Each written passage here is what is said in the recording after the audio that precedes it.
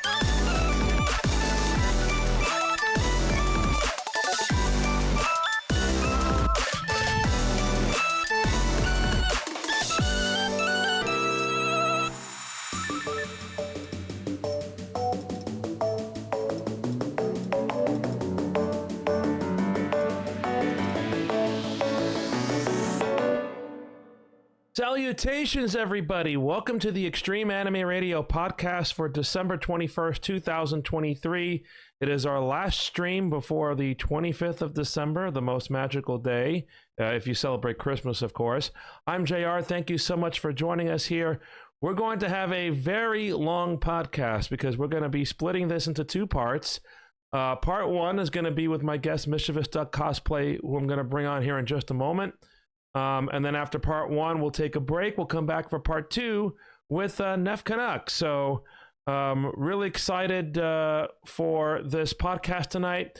And once again, if you're watching us, you want to listen to the podcast wherever you go, you can go to anchor.fm/anime radio. And if you're listening to us on the podcast, you want to see us in action, you can go to our Twitch, twitch.tv/extreme anime radio. Or you can go to YouTube. Our YouTube handle is Extreme Anime Radio. With that out of the way, it's time for me to bring on the first guest of the evening, somebody we've been trying to get on the air for quite a long time, and it has finally worked. Please say hello to one of the newest cosplayers of our mascots, Sarah and Yumemi, Mischievous Duck. Hello, Mischievous Duck. Hello. Hi. Hello, everyone. Welcome, welcome, welcome. I am so happy you're able to join us tonight. And, especially after the issues we had trying to bring you on last time when we did the Flight Sim stream and all heck broke loose. But we kind of salvaged the evening with some Jackbox. And then we tried to reschedule. And then you got sick. And then I got sick. Seems like everybody's getting sick these days. But we're finally here, so it's an honor and a pleasure to bring you on here tonight. Happy to be here. So very, very nice to learn more about you here tonight and to chat with everybody here in the chat room. Good evening, chat room. Welcome to you all. Mischievous Duck is one of the newest cosplayers of our mascot, Sarah and Yumemi, as I mentioned. And please tell us, I know you've probably said this already when we did the Flight Sim stream a few weeks ago, but why don't you tell us a little bit more about yourself, Mischievous Duck? Yeah, sure. So I have a background in dance from when I was like 4 years old, and then I dipped more toes into music and theater, and I've been trying to find ways to combine those loves and those passions and those artistic expressions. And when you reached out to me to see if I would be willing to cosplay the mascots, I instantly fell in love when I saw their pictures and found out that they were ballerinas, and I was like, oh, heck yeah, let's do this.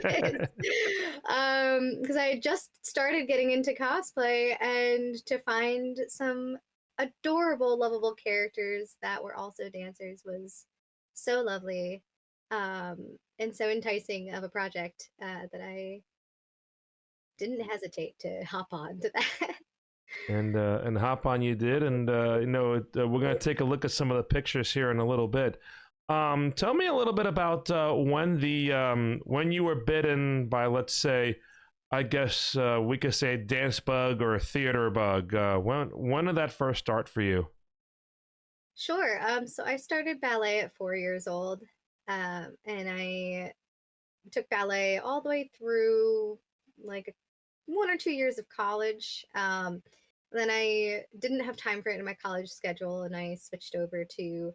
I did a little bit of jazz, and I did contact improvisation, which is super duper fun. If you don't know what that is, it's basically contemporary dance where you learn how to basically do partner work using points of contact with your body. And you experiment with different ways that you can support each other's body, Hmm. different points, and it's super duper fun. And then, so for theater, I bit that bug at, or the bug bit me rather, at kind of around freshman year of high school. My first role ever was what was I? Michael in Peter Pan. Oh, wow, cool. Little boy brother Michael. I absolutely adored it. I had so much fun. And since then, I have gone on to pursue theater as a career. I have a degree in theater. I've done professional stage management for a few years. I act. I am an alumni of the British American Drama Academy, Oh, wow.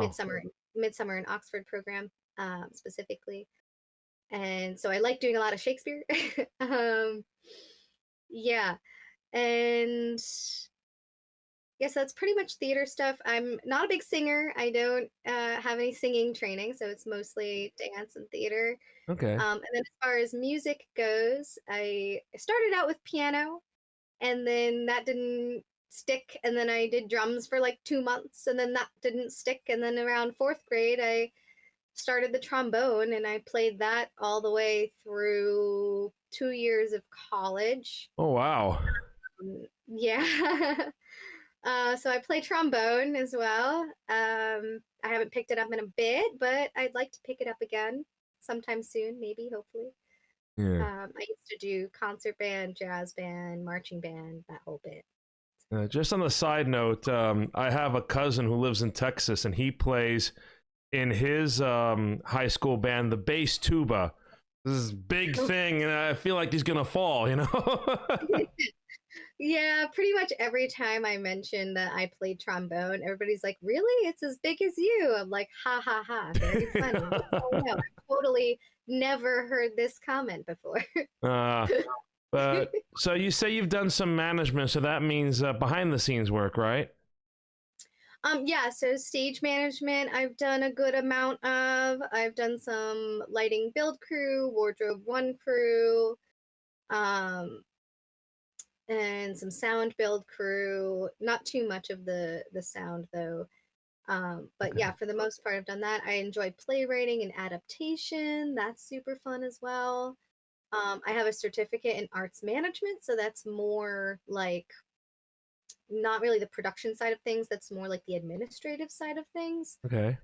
So I'm basically one day, maybe when I'm like 50 or something, I'll have my own theater slash cafe combo There you where I go. have like a cafe in the front and a black box in the back, and I can do my theater thing and partner with somebody who can do the cafe thing, and we'll have a good operation going. So Nice, nice. We have somebody asking in the chat, a 3-button trombone or a slide trombone? a slide trombone. I Ooh. don't have the dexterity for buttons. I chose one of the instruments that didn't have buttons. So there's your answer, Liz. Liz is one of our partners in crime here in Extreme Anime Radio. I also see Bree and Neff in the chat. Neff will be joining me for part 2 at probably on the top of the hour or so. But you mentioned at the beginning of the earlier stream that we did how important dance is to you, and you offered some ballet cosplay safety tips, and you had mentioned that you had actually seen our videos on YouTube on ballet cosplay safety that we did with all the the cosplayers who dance. And I just wanted you to offer your 2 cents on that. Yeah, sure. I can reiterate that. So basically, what it chalks up to is if you have not been properly trained in point by an instructor who is qualified to train you, I would not recommend putting on point shoes. It is not safe for your feet. It is not safe for you. You can really injure yourself. Um, for dancers who are just starting out on point, their instructors usually decide when it is a good time to put them on point, and there are several criteria that they look for. I haven't had that specific conversation with my instructor in the past. She just kind of said, "Okay, it's time." I can't tell you exactly what those criteria are. I'm not qualified, but yeah, my point is that it's important to take your safety into consideration before putting, as dancers we lovingly call them, death traps on your feet. um, yeah. So yeah, super duper important for safety wise. I have seen people get injured. I've seen dancers get injured on Hmm. them. I um one time during dance class, we were just at the bar doing fondues, and one of the older girls who was on point at the time, I wasn't on point yet, I was still pretty young. She was doing fondues, and something went wrong. She came down and she wound up. If you're squeamish, tune out. Uh, mute me.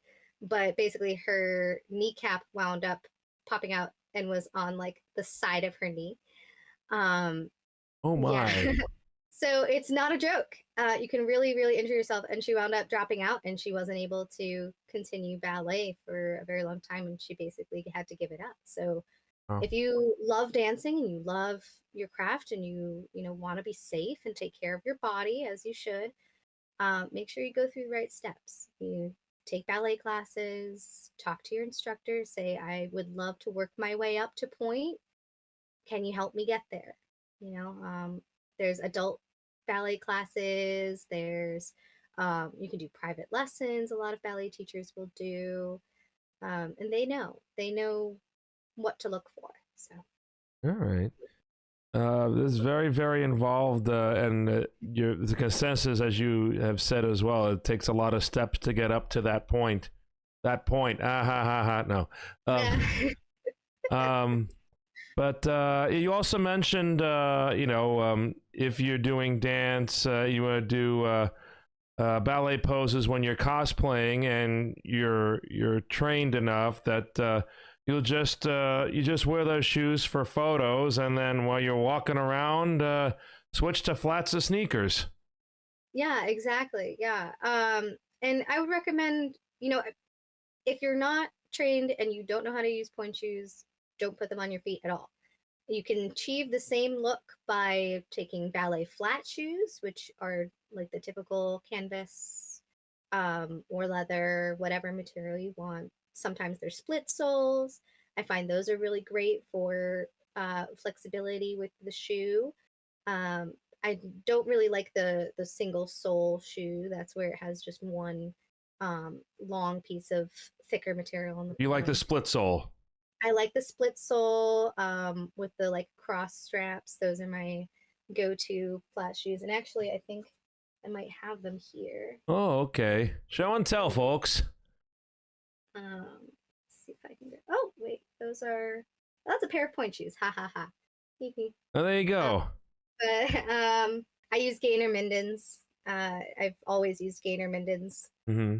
I prefer we were just talking about this earlier. I prefer the more flat toe to the more curved. Right. So there is a difference, right? Yeah, there is a difference for sure. These are old point shoes as well. I'm trying to see where. Right.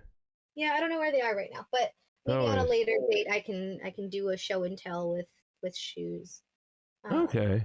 Maybe I can do like a sewing thing. I do have to sew my point shoes. Maybe I'll record a video of it and send it to you. Okay, cool. Yeah, that would be cool to see. Karam is in the chat. Hello, Karam. Nice to see you. Before we go into yeah, looking at some of the cosplay that you did of Sarah and Yumemi, when did cosplay and or interest in anime Japanese culture start for you? Sure. So I've always loved Halloween. Halloween's been kind of a second favorite holiday for me. It's for a lot of people too, yeah. Yeah, first favorite holiday is Christmas. Also happy holidays, Merry Christmas to everybody who celebrates. And um yeah, so Halloween, I would always dress up. My mom and I always had this tradition of if the costume called for it, she would take me to this makeup artist that was local, and they would do my makeup for Halloween. And it was always so much fun. It was a nice treat. So I really enjoyed doing that and getting into character with that. And as I got more into theater, just the joy of putting on the costume, getting into character. Um, and as I started watching anime too, and I slowly got introduced to the cosplay community through kind of previous relationships. But Mhm. yeah, so I got introduced through that, and I started finding more on Instagram of cosplayers, and it just really inspired me to give it a shot and kind of do my own thing with it. All right. You have a favorite anime? Oh boy. um, well, so Princess Tutu has a special place in my heart, Yeah. but also I'd say Hunter x Hunter is pretty close. Ooh. Um, it's another good one. My very first anime that I watched was Ouran High School Host Club. Oh Back wow. then. um, yeah, that's a cute one. Sword Art Online, of course, a little mainstream, but Hmm. if you like it, you like it. Of And course. um,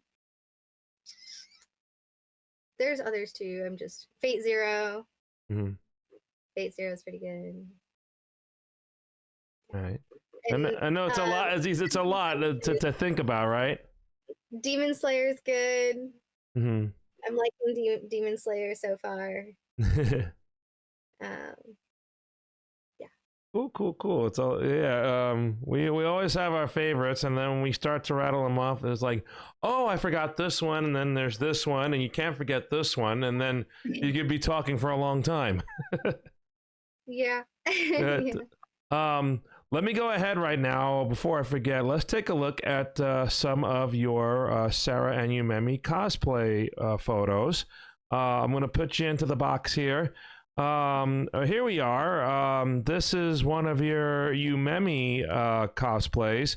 So, yeah, I'll just cycle through some of these, and you just tell me, what was your thought process going into these cosplays?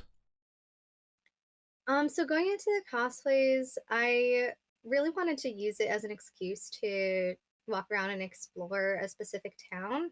Hmm. Um, and so I picked out a few locations, and my friend Ryan and I went um, to the location, and we just kind of took a look around and thought, okay, what would make for a good setting. Hmm. And yeah, I had picked out all the outfits ahead of time that were kind of inspired by by the artwork that you sent me, Hmm. and the color palettes, and just the characters' personalities too. And with Yumemi for these ones, this was kind of like my the warm up set of photos. Okay. I chose the shirt. I saw the shirt in a thrift store, and I really just loved it for Yumemi. And it made me really comfortable to wear it. So I started out with that one to kind of ease into the photo shoot, and because I enjoyed wearing it, I was comfortable in it. Mm. I like to start off the photo shoots with the costume that I feel the most comfortable in, Yeah. and not necessarily the one that I feel the most pressure to Mm. make look good. Um, so yeah, and then Yeah, the challenge with the photo shoot was to really get out of my head with it Hmm. and just kind of enjoy myself. I find that I really prefer doing photo shoots with music playing. So we had a playlist going. Oh, cool. Um, yeah, we just had some music going on in the background. Um, and my friend who was taking the pictures is also a director and producer and actor and playwright. Oh, wow. So yeah, so they were kind of helping me out and helping me feel comfortable and um, giving me some direction and asking me about the character and what the character wants right now and what they need and what they're feeling and just kind of getting into that headspace of the character and less of the headspace of myself. I like this one. Yeah, yeah, that's my SP. For a very, very long time, my only game systems were a NES, Oh, wow. an SP color, sorry, a Game Boy Advance SP, Uh-huh. and the first DS. Mm, That was like that silver, chunkier one. mm. Um, that everybody's like lid broke off and was hanging off, and those never lasted very long. Um, but eventually I got a DS Lite, and then eventually I got a PS4, and that's pretty much the only systems I've ever had. All right, all right. um, but yeah, I really liked this one. This one was I was going for accuracy with this particular outfit. Um, I got that T-shirt from thrift store, and I took some black sticky felts and I cut out the shapes on it and I stuck it onto the front, Mm-hmm. which, by the way, did not survive the wash. Oh, but no, it looked very good. So I'd have to remake that one. Thank you. Uh, Headphones, yeah, the leggings I already had, so it was like pretty simple Mm-hmm. cosplay. Nothing too crazy. And the shirt was too long, and I wanted to make it into a crop top, so I just kind of tucked it up into a sports bra, Mm. and that's kind of what's going on there.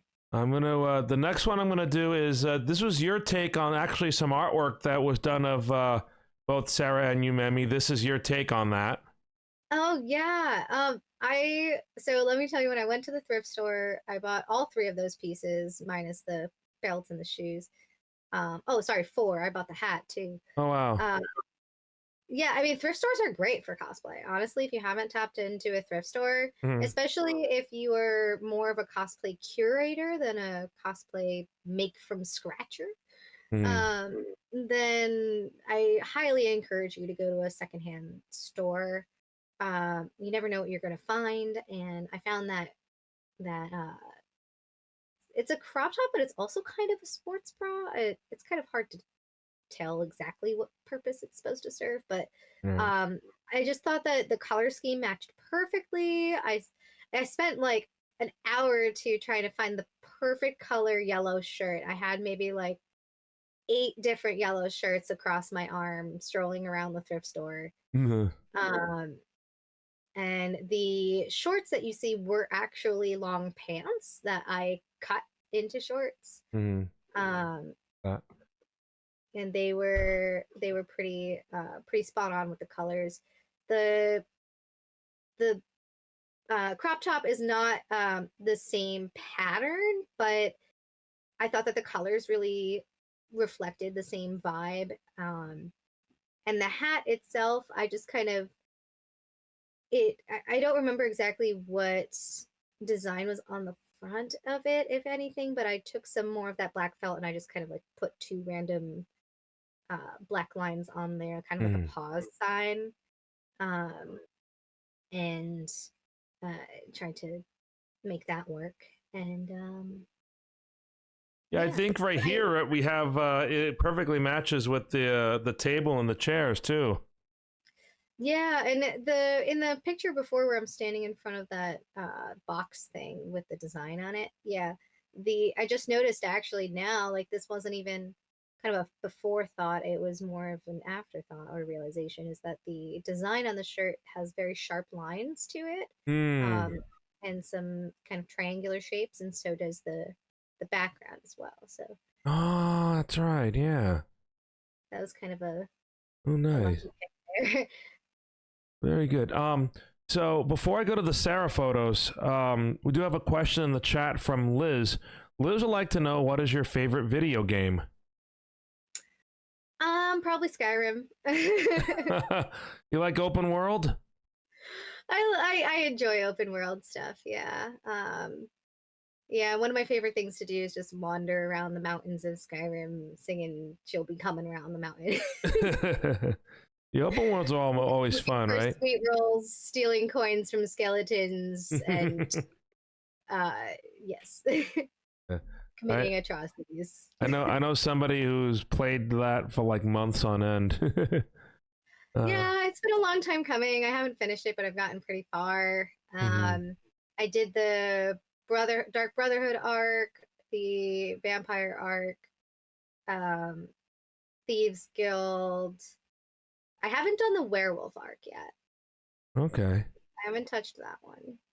All right. But But I really like it. I've been thinking of doing like a Skyrim themed little like dinner party thing soon, actually. Where like you invite a couple friends over and they bring like charcuterie type stuff, but more Mhm. Skyrim vibes and sweet rolls and mead and wine and stuff. My partner actually makes mead, so Oh boy. yeah. I'll have to hit him up one day. You should. It's actually really good mead. I think he's perfected it. Okay, all right. We're going to go on to the Sarah photos here. And once again, if you're listening to the podcast in audio form, what are we talking about? You'll have to go to our Twitch or YouTube replays of this podcast so you can see all the pictures. Here's your Sarah in a classical dance pose. Yeah, with Sarah, I just really wanted to bring out the joy that I was feeling at this point in the photo shoot. She's such a joyful, energetic personality.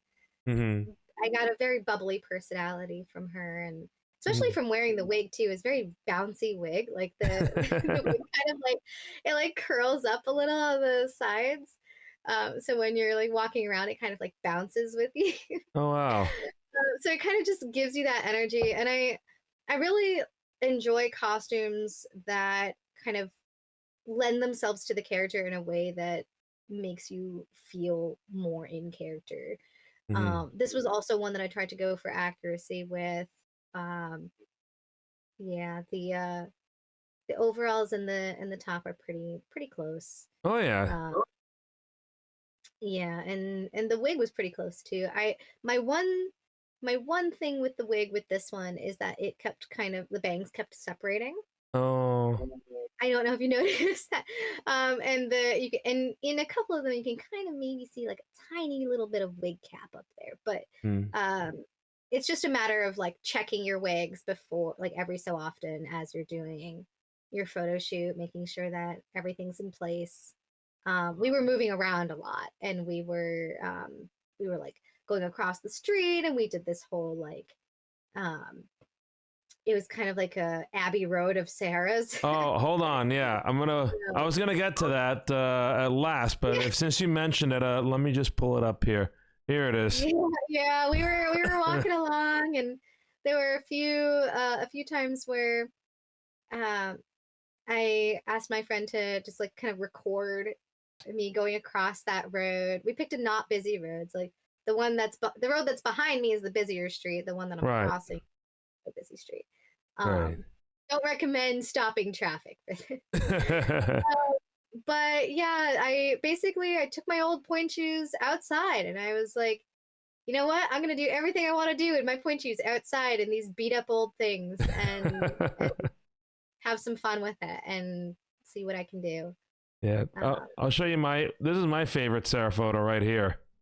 oh, really? With the double jointed elbows, huh? Yeah, no, that's a good one. That's a good one. I was very much channeling my inner children's TV show character here. That was very good. And then this is the last one of the set. Yeah. Yeah. So overall, a wonderful job that you did with both characters, I have to say, and a lot of people I've shown the pictures to all agree. And also, you're actually planning to get more photos done tomorrow. I am. I'm so excited. My partner and I are going into Boston tomorrow. Hello, Boston. And we're gonna do our photo shoot in there. And yeah, so be on the lookout for some new content. I don't know how much I should give away or if I want it to be a complete surprise. What do you think? Oh boy, it's well, Boston is a huge city and a very historical city. So I know the places you discussed to me are like, wow, those are going to be wonderful to see. Assuming they all go according to plan. I really hope so. What do you think about, should we tell them the theme? Yes, go ahead. I don't mind that. All right, it's gonna be, drumroll please, the Nutcracker. Yay! Do you see? Well, have you danced in the Nutcracker before? Is there a particular character you enjoy dancing, or you could see yourself as if you haven't? Yes, I have. I've done quite a few Nutcracker shows. Oh. Yes, and yeah, I used to be in a ballet youth company, Mm-hmm. in New Jersey, and we would tour elementary schools and high schools during the Nutcracker season, and Oh wow.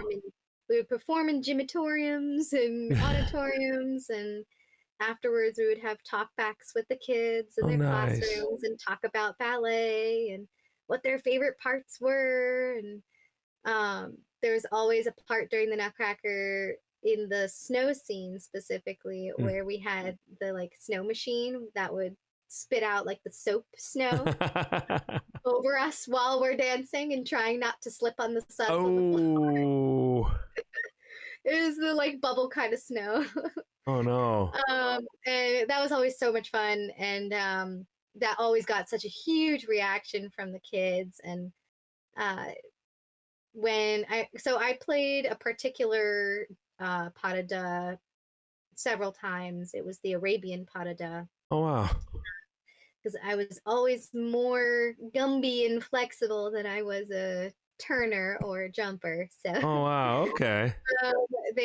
my ballet director played to my strengths and cast me as the Arabian pas de deux for a few years, and all the way through when I graduated. And yeah, I do have video of the routine.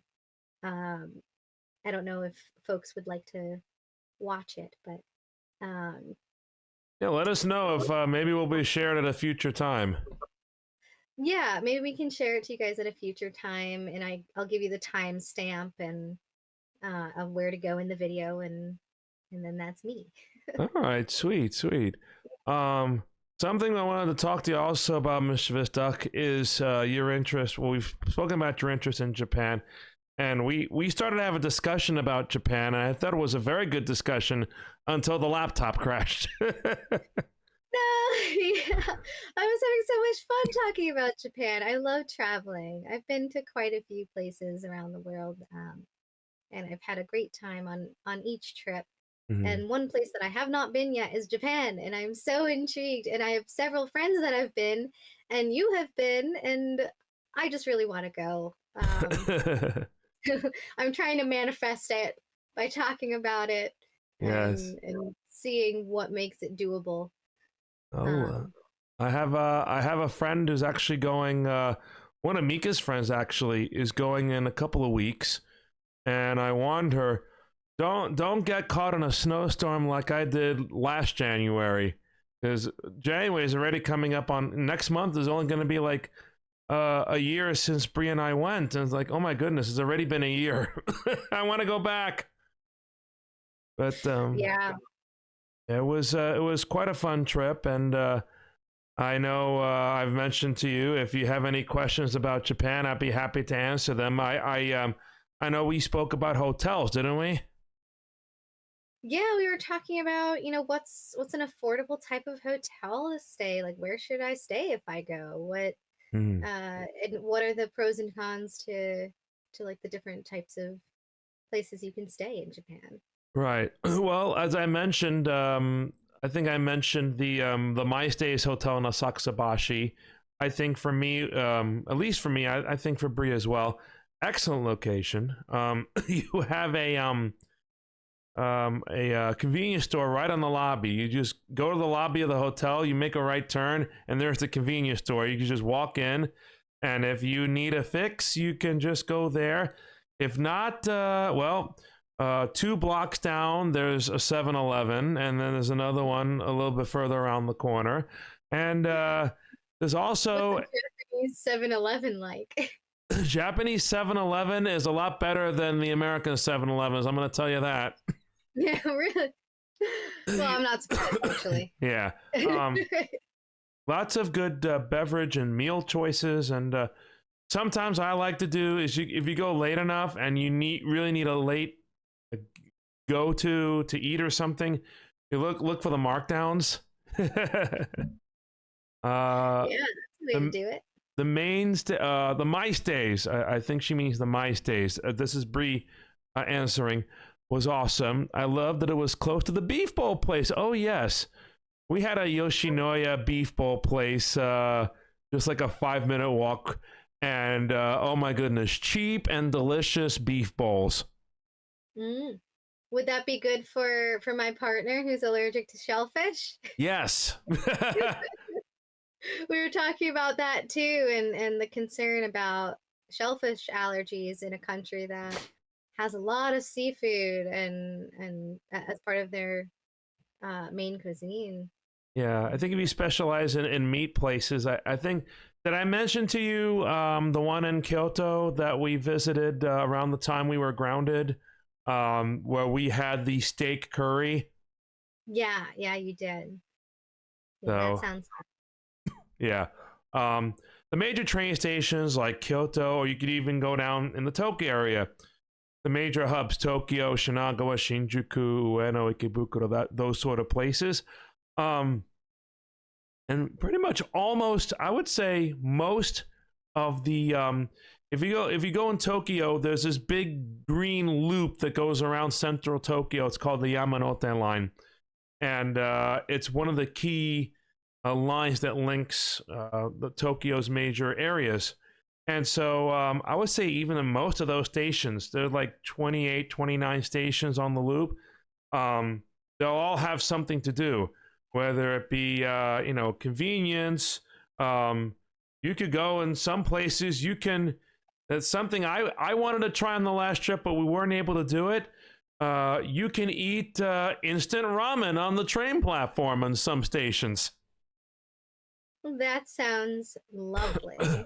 I've been really hankering for some like udon noodle soup or ramen in this cold weather. Oh boy. I think I would love to go see Japan twice. I would love to see it in the wintertime, Ooh. and I would love to see it kind of like in the springtime with all the cherry blossoms. Like spring or summer. I have never been in the springtime. I've been once in the summer, and then the next 3 times I went in the fall. And then last time I went was last January with Bree. That was in the winter. And boy, was it winter, because as I mentioned, we got grounded in Kyoto. But we went to Kyoto Station. I guess the only thing they don't believe in over there, they don't believe in snow plows or salt spreaders. So we had to kind of like slow like penguins across one intersection, the main road, going to the train station. And then once we got to the other side, we were home free pretty much. But yeah, department stores. We went to.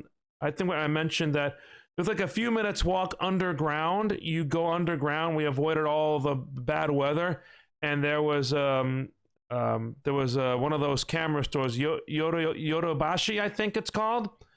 Yeah, we did some shopping there. I picked up some Nintendo Switch games over there. that I play on my Switch occasionally. So I'm big into the simulator games, as you know. So I do Flight Simulator, but there are a handful of train simulators too, that I played and I try to figure out in a little bit, and they're kind of challenging to do. And I know there's another one coming out now, and it'll be hard to get my hands on it unless I actually go. So maybe I'll take Bree's advice and let's go back to Japan. We'll have to see when that's going to happen. But I wish I could go back like tomorrow. I mean, what a beautiful place to get snowed in. Like that, it just seems so magical to me. I love the snow, so like anytime I get snowed in anywhere, it's always super magical for me. What I'm gonna have to do when we're done, I'm sorry to cut you off, but what I'm gonna do after we're done with all the shows here tonight, if I can, I'm gonna look on the phone for that snowstorm that hit, so you can see the snow and then some of the pictures that came after it. Because we went out the following day, we went up into sort of the mountains. It was kind of high elevation, but high enough so you can see sort of like the surrounding areas. But snow, and you have snow on the major temple there. Oh, it was beautiful. I bet. That sounds awesome. I would love to see those photos. Yeah. So I will definitely do that. And yes, I mentioned about getting around, the fact that specific hotel that I mentioned to you, you are one station away from the sumo stadium. So if you visit Japan in January or May or September, you can just take the train one stop, and if you can get sumo tickets, you can watch the sumo action. That's something that's very cultural. And then something else that's cultural is Akihabara, so that's one stop the other way. That's awesome. Sounds like a good opportunity. Oh yeah, definitely. What other specific spots in Japan, really quick, were you interested in taking a look at off the top of your head? Probably either Osaka or Kyoto. Oh, okay. So you're more like the traditional areas and stuff. I think so. I think I'm gravitating more to that than the sensory overload that is Tokyo. Well, I think in a lot of places you might get different sensory overloads. I mean, Osaka, if you go to Dotonbori, that's a sensory overload. You've got neon lights all over the place. And then if you go in Kyoto, you just look around and take in the beauty of Kyoto. I mean, they have laws to preserve the tradition and beauty of Kyoto, that except in major areas like Kyoto Station, you cannot build buildings over a certain height. Oh, that's lovely. So definitely things to check out, and we'll be making a list of various other places. Do you have any other quick questions for me about Japan that you wanted to ask?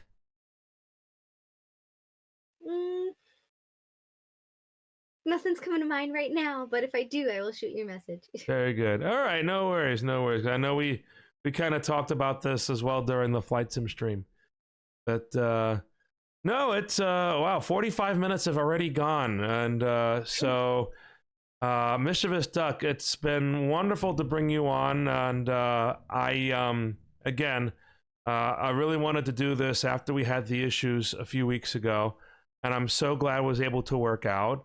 I thank you so much for telling us about your love of Japan and Japanese culture, and of cosplay, and of theater, and of dance, and of ballet.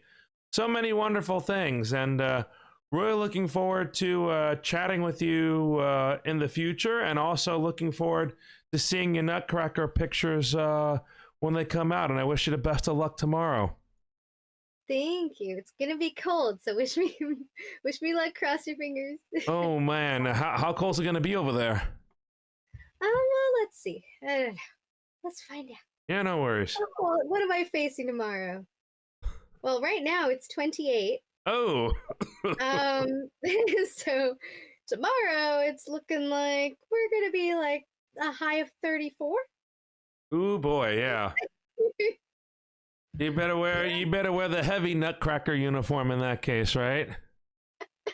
Yeah. I think the majority of the photo shoots are going to be inside. Okay. There's one location that I want to try that's outside. Then I'll do a quick snap and run Okay. and duck for cover. Well, Mischievous Duck, thank you once again for joining us here in the XAR podcast. I'm going to ask you to stick around for 1 minute while we take our break. Is there anything you'd like to say to our viewers or listeners, by the way? Well, if you have any questions about anything that I said during the podcast, like feel free to DM me on Instagram. I'm totally down to answer any questions.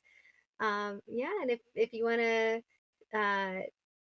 follow me on Instagram, that'd be great too. I'll follow you back and we can have a conversation. That'd be great. Cool. Well, thank you again, Mischievous Duck. Again, hang around real quick. That's going to do it for part 1 of the Extreme Anime Radio podcast. As we're recording this now, it's 8:45 Eastern.